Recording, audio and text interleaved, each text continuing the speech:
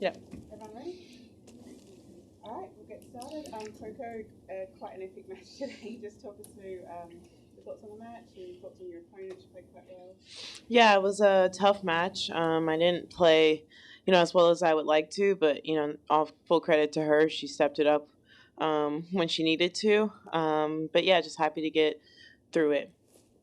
All right, Anita? So from a tough match like this early in the tournament, are there data points that you're taking away, things that you want to work on to adjust for this specific tournament now this week? Yeah, I mean, obviously serves, like just getting more serves in the court. Off the ground, I felt pretty good, honestly. I think if I just double faulted less, it could have probably been a straight set match. I felt off the ground, I felt like I was dictating more of the rallies. But yeah, I mean, coming off a tough couple back to back losses, um, I guess it's just taking it more as a positive maybe than if I had a couple good weeks last two tournaments. Okay, and then Matt. Yeah, Chris. Coco, are you able, I mean, I know you've only just recently got off the court, but are you able to explain why so many unforced errors and why so many double faults? I mean, unforced errors. I mean, I had to go bigger towards the end of the match and even in the middle because I felt like she would dictate. So it's kind of just take your chances. And doubles. I mean, I've been in the process of trying to fix things on my serve. So, I don't know. It's just a up and down process. It's tough out there, but I mean, if I'm able to win matches playing like kind of like D tennis, then it gives me confidence just to when I'm able to mesh things together like I did earlier this season. Um, just, I mean, obviously a complicated day. Was the two losses in the middle, are those like in your mind as you're playing the match, or are you just sort of trying to play point to point? And also, after it was over, did you go to the practice court and hit some serves like you often do after these days? Yeah, for the first one. I mean, yeah, it's in your head kind of at the start of the tournament, honestly, because I don't even remember the last time I've done that. So yeah, but not so necessarily like in the match. I mean, once it's over, you're like, okay, finally, feels good to be back in this position. And I mean, today was a longer match, so I think it would have been more detrimental than to go out back out.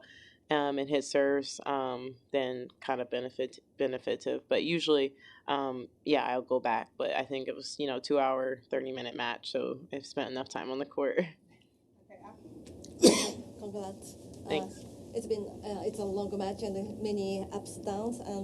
But if you pick some like one specific games or like a point, what it would be, and also what is your impression on today's opponent? Does she remind you any other players?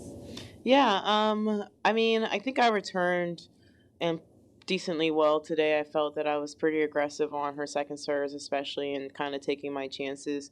And she doesn't really remind me of anyone. I played her in doubles. I don't know. She kind of is very steady off the ground and has a pretty good forehand, likes to run around it. But there's no player that comes to mind that reminds me of her. But she's obviously a great player, and she had some great wins. And I mean, the Australian Open, she was close to beating Andreeva and beat Emma in the first round. So she's I didn't realize how young she was. She's only 23, so I thought for some reason thought she was a bit older. But yeah, so I mean, I'm sure we'll face each other in the future, and she'll keep being ranked higher if she continues to play well. Hey Coco, obviously each year you have your birthday during Indian Wells time, and just jumping ahead to a few days. I wanted to ask, you've had an eventful season, some really big wins, changes in your support team, the Olympic experience, but what have you learned in this past year? How have you grown as a person? I think just accepting the highs and lows. I think sometimes in sports, you want to just stay on the high and kind of ride that wave. But especially with the sport that's so season as long as tennis, it's kind of impossible to always be on that high wave, and there's going to be some low moments. I think just trying to stick through those tough moments and get better through them, and not feeling like the rest of the season is going to go that way. And yeah, I feel like I'm able to turn it around. It's happened before, so yeah, I think it just takes one match or 2 matches to kind of get that confidence back. Gentleman in the back. Yep. You. Coco, we were sitting close today, and you didn't look like you were having much fun today. And I know it was a tough day for you, but generally, I mean, so many of us remember you as an exuberant teenager. Now that you're ranked and there's so much pressure, is it harder to find the joy and the exuberance of playing? Not really. I think today is just one of those days you just don't feel great on the court. So it's kind of like frustrating in that way because I was having such great practices this week. So, yeah, I mean, obviously I guess some moments I'm showing my happiness a bit more than others, but today's just one of those not feel good days at all. And it's kind of like, um, I don't know, you just kind of want to get better and move on from it. But yeah, as I get older, I think honestly, I feel like I love the sport more than when I was like 17, 18, just because I felt like I felt more pressure then because of just how I came and started. But yeah, I think just today is just one of those days where I'm just like did not feel great on the court, and because of the last couple of weeks, I'm pretty hard on myself. I just wanted to do better. Okay, we'll do a couple more, Anita, and then another one, Matt. Yes. Yeah, so Anita and then Matt, and then we're done. Yeah. So your next match, I don't know if are you aware of your next match? I think I play the winner of, is it Benchik and Amanda? Oh my gosh, I don't know what draw I'm looking at. Sorry. I mean, I never look at the draw, but I don't know why I thought it was that. Okay. You played her here last year. Yeah. So what do you remember from last year's match, and how are you going to prepare the next 48 hours to face her here again?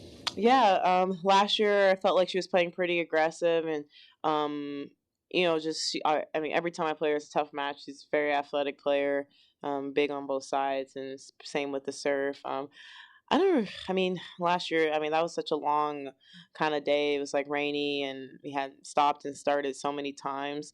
But I think for me, I guess my keys would just be to focus on my end of the court and accept that she's going to hit some great shots, and she's a great player. So I think just trying to focus on my end and be ready and know that it's going to be a physical match. Okay, last one, Matt. Yeah, you seem to be having a lot of luck when you're getting into the net in this match. I'm just sort of curious, when you're going into matches, is there like a certain number or a certain percentage of points where you want to see at the end of the match where you got in? You got a priority? Yeah, I do think typically I have like a high winning percentage when I'm at the net. So I guess yeah, I do try to like get in. I guess I don't really think about how many times I get in, but yeah, I think for me today I feel like I won most of the net points. And because she was kind of a scrambler, like getting to so many balls, I felt like it was just easier, especially in these conditions where there sometimes can be wind. It's a little bit easier just to take the ball out the air or volley it. But yeah, I mean, I like coming to net. I try to at least win, like I would say, like 70% of those points. But it's not something that's like actively in my mind where I like try to rush in. I just think if the opportunity's right, then I try to go in. Okay, thank you very much.